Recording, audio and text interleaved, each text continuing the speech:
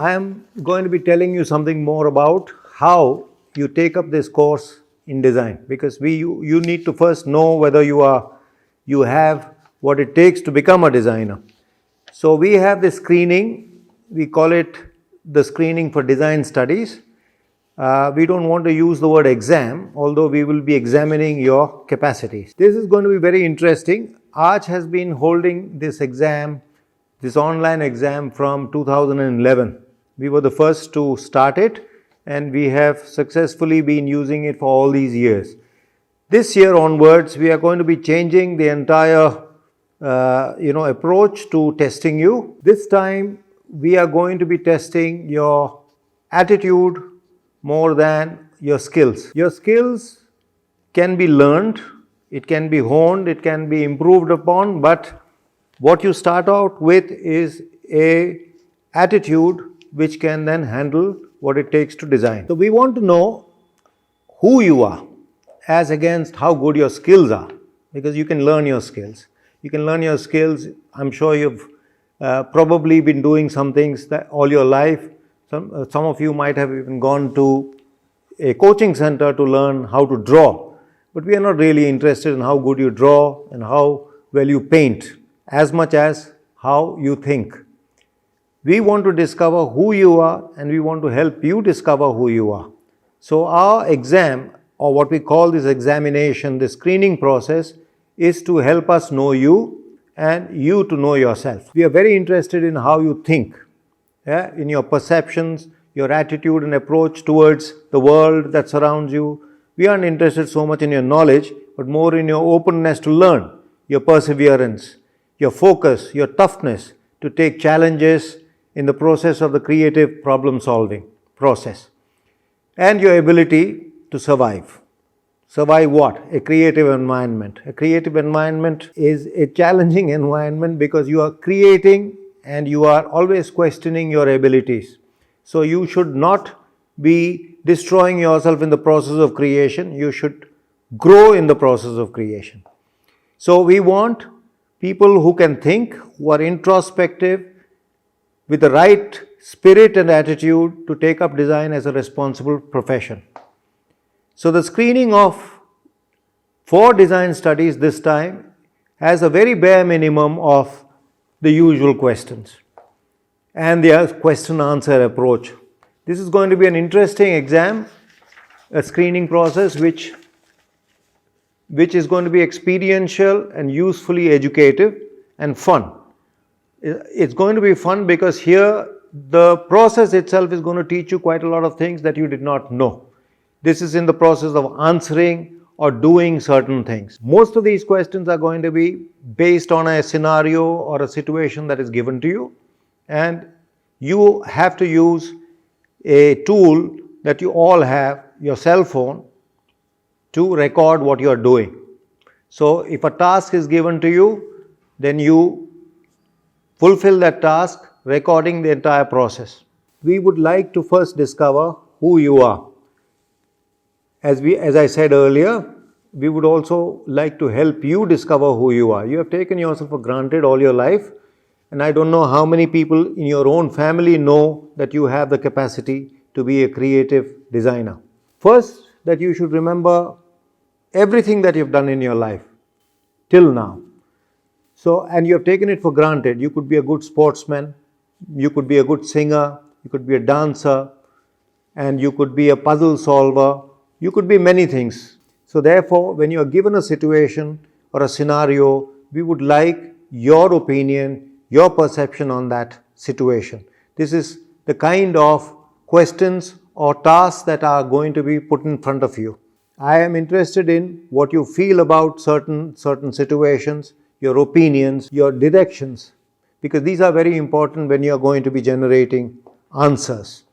Okay, you need to believe in what you're talking about. So, unlike other exams, other entrance exams, we are interested in you and your perception. So, when we talk about what all you're capable of doing, we will help you remember these things. what everybody calls a portfolio is not what we mean by that. By portfolio, we do not mean a folder full of your drawings and paintings only.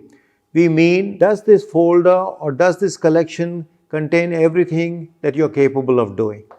Suppose you want to show me that you can speak very well. How can you show that to me? Suppose you want to show me that you dance very well. How can you show that to me?